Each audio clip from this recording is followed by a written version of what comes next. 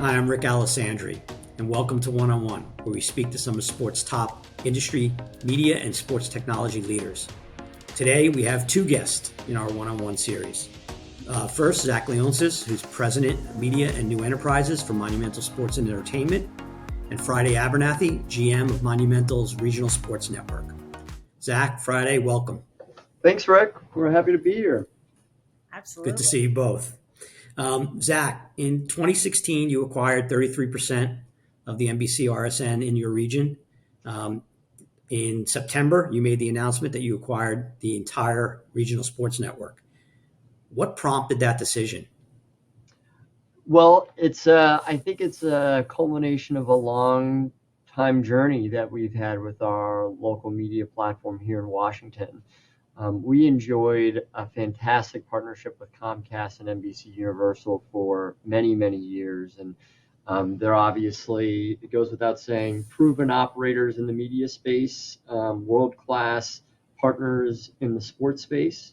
But I think, it's become very clear that the media business is incredibly important to the day-to-day operations of any sports team, much less an organization like ours that has multiple properties. And we are unique in that way. There aren't too many multi-property conglomerates out there across North America. There are fewer that are fully geo-regionalized and fully integrated like ourselves. And I think when we look at our peers like the Madison Square Garden companies, the Turnkey Sports Group, and others, they're fully integrated with their own network.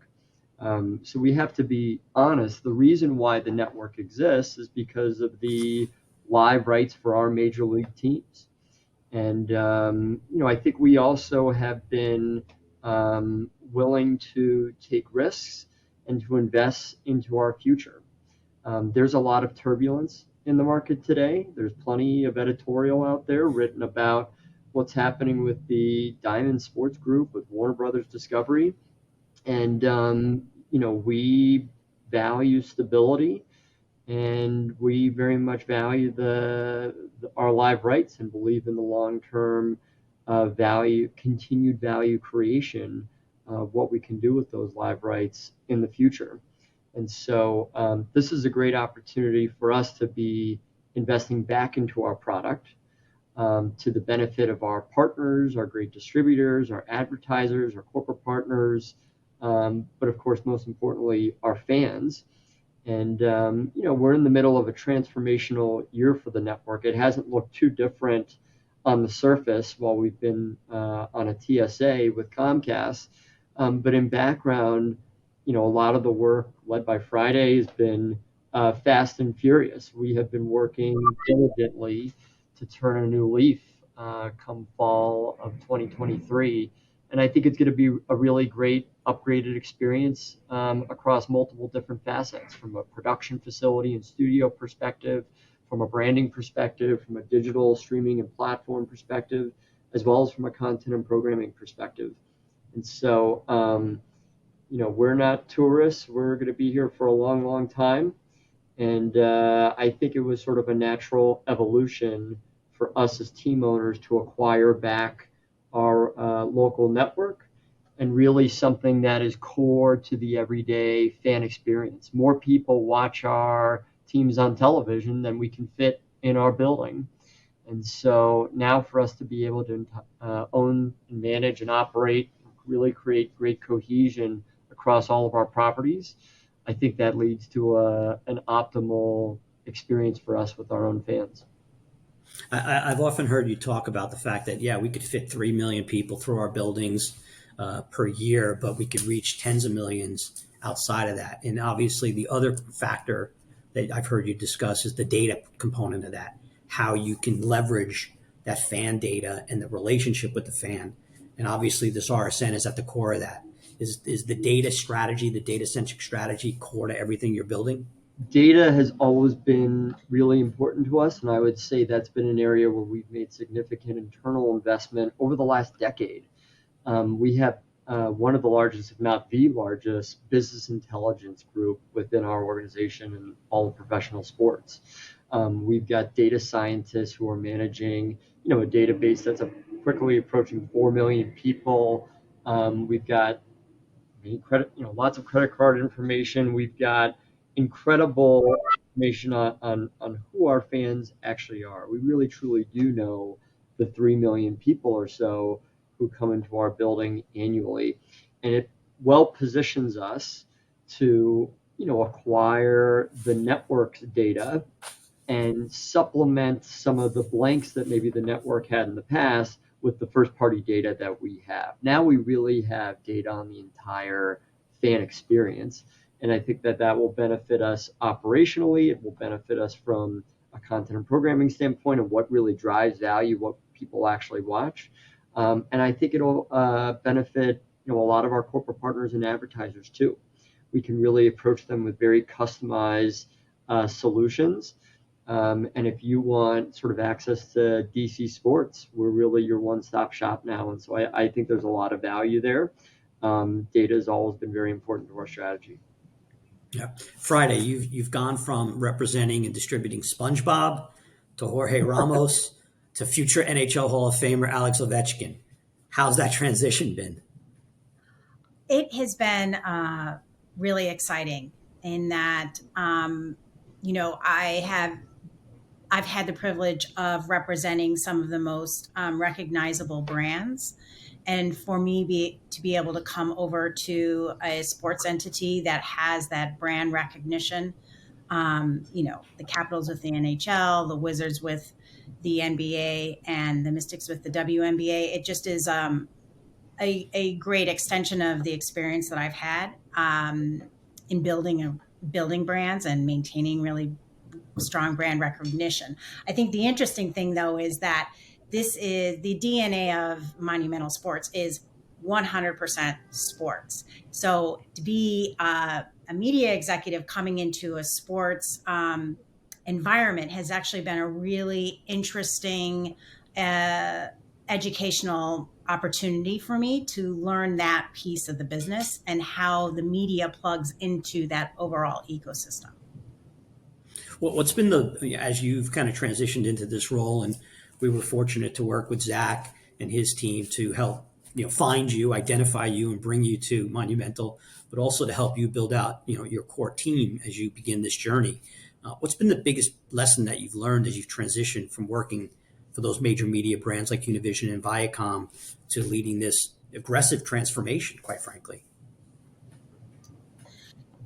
I think what's been really great is that all of my experiences, I think, has just perfectly suited me and set me up for this opportunity, in that I have been with many organizations that have been really trying to push forward the media landscape and trying to transform, we're going back into transitioning from analog to digital, SD to 4K, to, a linear experience to a digital experience, VOD, all of that. So all of that learnings throughout my career has really served me well in being able to help bring Zach's vision of standing up a media company that is transformative and innovative in a time of a lot of change. And I think that it's just an opportunity that you can't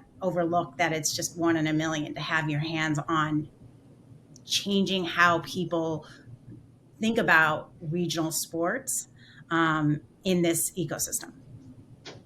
Zach, in addition to the 20 million that you announced earlier this month in terms of the investment that you're making behind this network, the rebranding, the infrastructure, the facilities, a few days ago you actually celebrated the opening of District E, powered by Ticketmaster.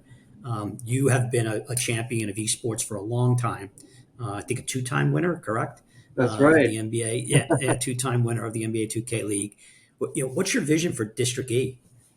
District E is fun. District E has been, I don't want to say a passion project, but that, like the network, has been the culmination of a long time experience and journey in esports. We first invested in the Team Liquid in 2016.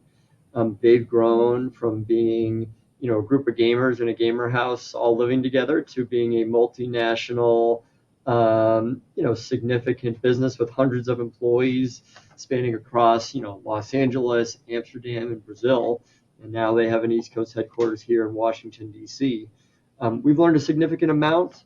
We launched the NBA 2K League team here with Wizard District Gaming. We won multiple championships, as you mentioned.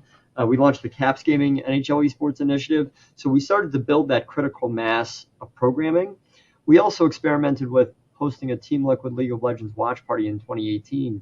And I was amazed by the turnout, particularly because the time change of where the event was happening in Seoul, South Korea, meant that we had to host something at 4 or 5 in the morning on a Saturday, and we sold it out for this one hospitality area. We had 500 people come. It was raucous and wild, and it proved to me that we really do have a great esports community here locally.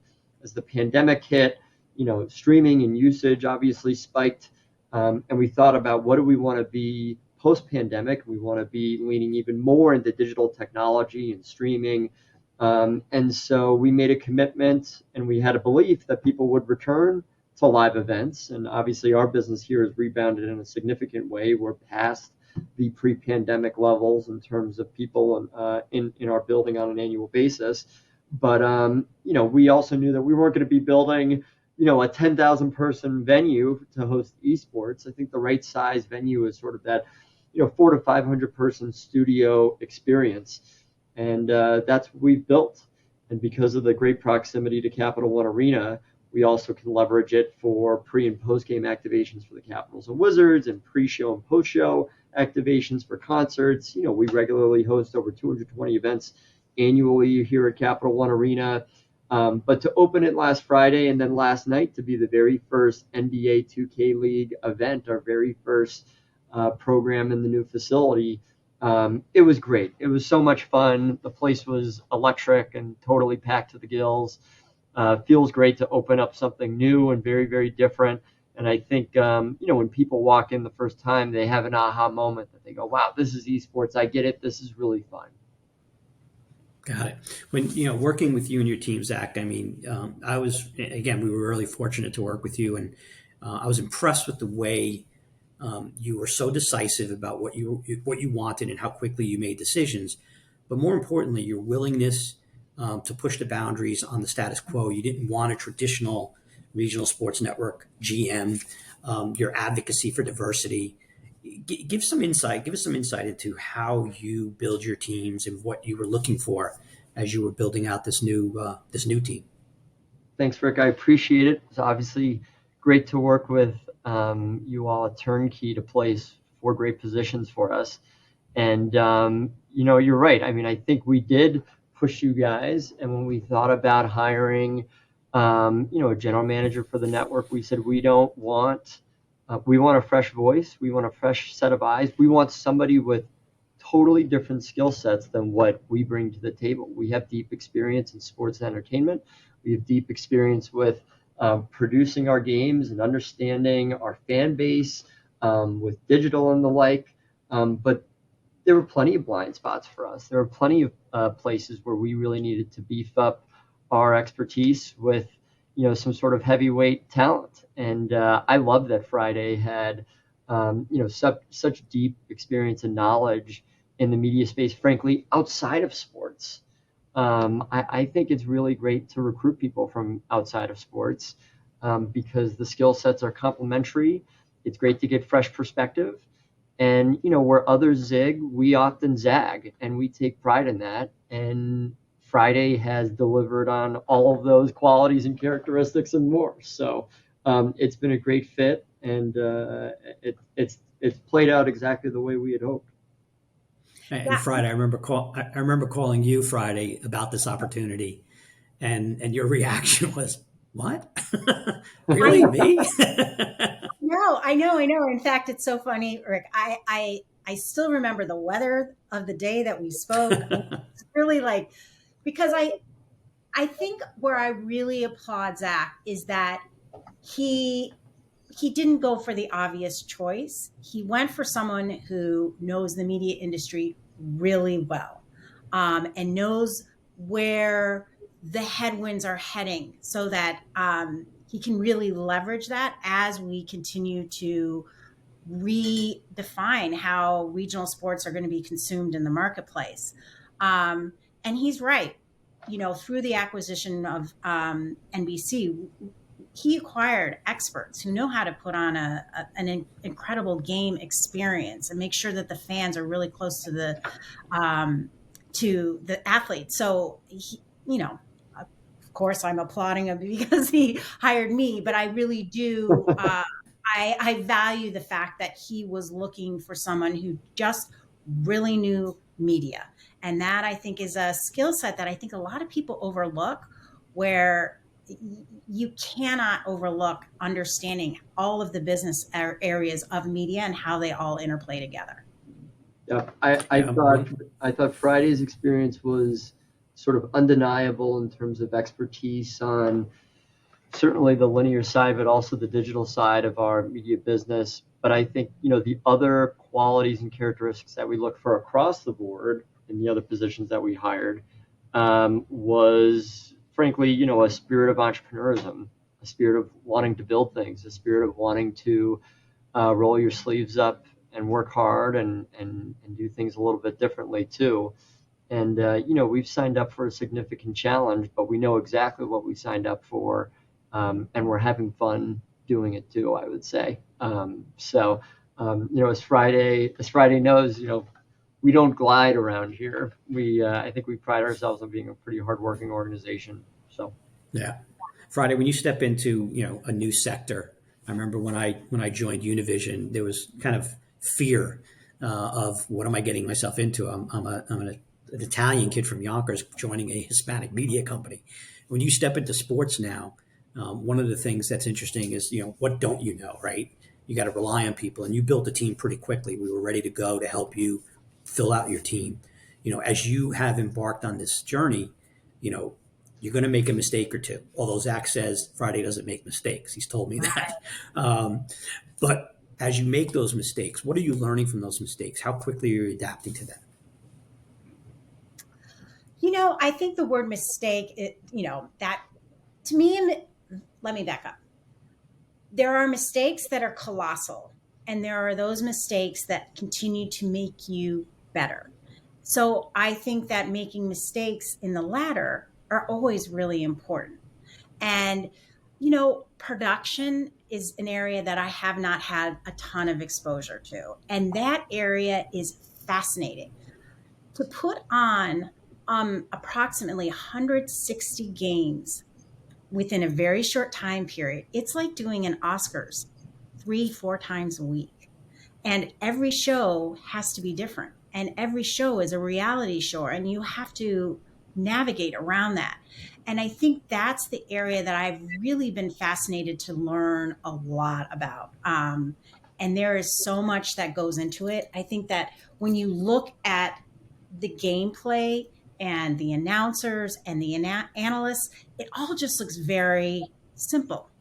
It just comes together. But if people really understood what went into making that fan connection, it takes a lot of bandwidth and a lot of really talented people. And I will say that the team has been very, very generous and patient with me as I've been making important learning mistakes along the way.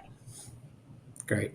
Zach, when you think about the RSN industry outside of your world, because I think your direction and what you guys are doing down there is a direction that many others are going to go down. Do you think that other teams are going to take control, given everything that's happening with Diamond? Do you think you're going to see more of what you're building, the model that you're building, be applied across the entire sports ecosystem?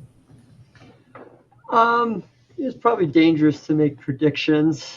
Pretty easy to be wrong. That said, I do think that, I mentioned earlier that our network is core to our day-to-day operations and our experience with our fans.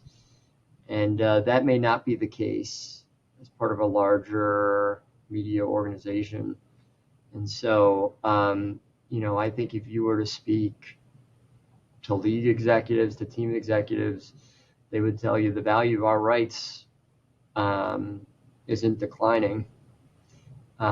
It's increasing over time.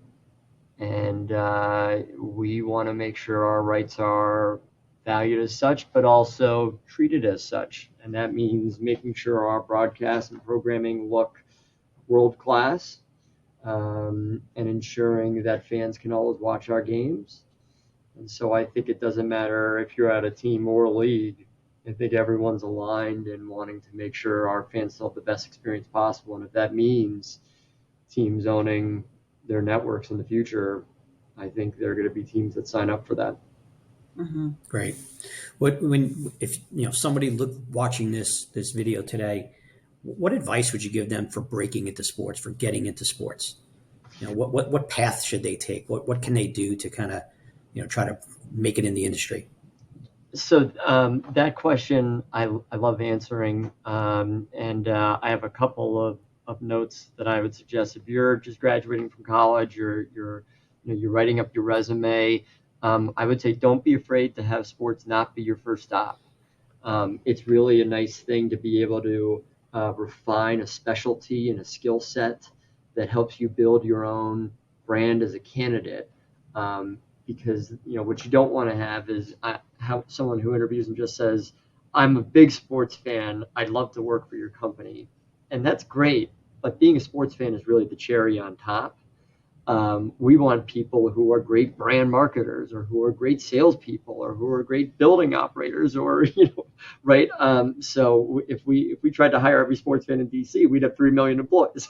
So I would say honing in on a very specific specialty to help brand yourself, and then having the patience of waiting for that right job to come up, and then really going for it, using your network to get to the right hiring manager. That's the way to do it, as opposed to applying for half a dozen positions in an organization with different responsibilities. That's typically not a very good sign either. You say you're not really passionate about any one of these specific roles. You just want to work in sports, which again is great, but that needs to be the cherry on top.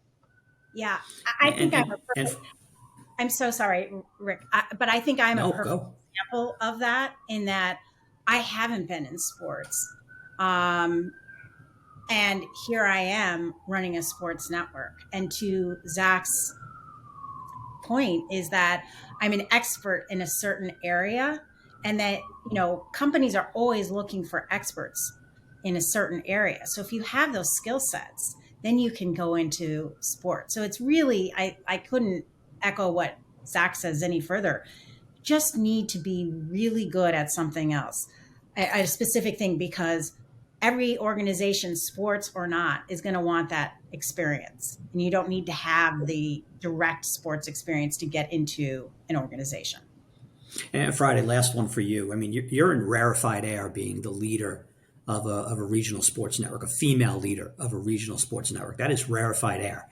What advice would you give to women specifically who want to kind of follow your path? And have there been mentors or folks that you've relied on to help you kind of carve this path? Because you've done, I mean, I know a lot of people that you've led over the years and during this process. And again, we had the opportunity to work together. You're a tremendous leader. People follow you. What are the skills and attributes that you have that you think others can learn from? Well, thank you for that compliment, Rick. I think that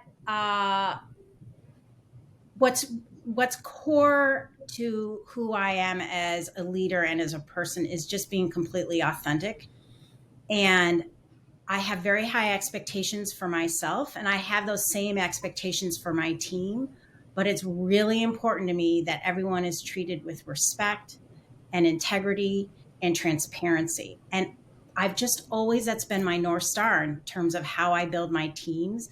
And it's always served me really well, because my teams always succeed. And it's because I think that they just are really enjoying what they're doing, and they know that their leader has their back. In that I give hard feedback, but I do it in a way that's always going to feel safe, because my intention is always to make them continue to grow and be the best that they can be. And that's just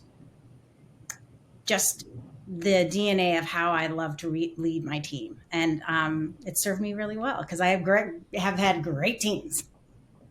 You have. Well, listen, thank you both for joining us today on One on One. Really appreciate the time and looking forward to the rebranding coming later this year. Thank you, Rick. Yeah, thank you so much.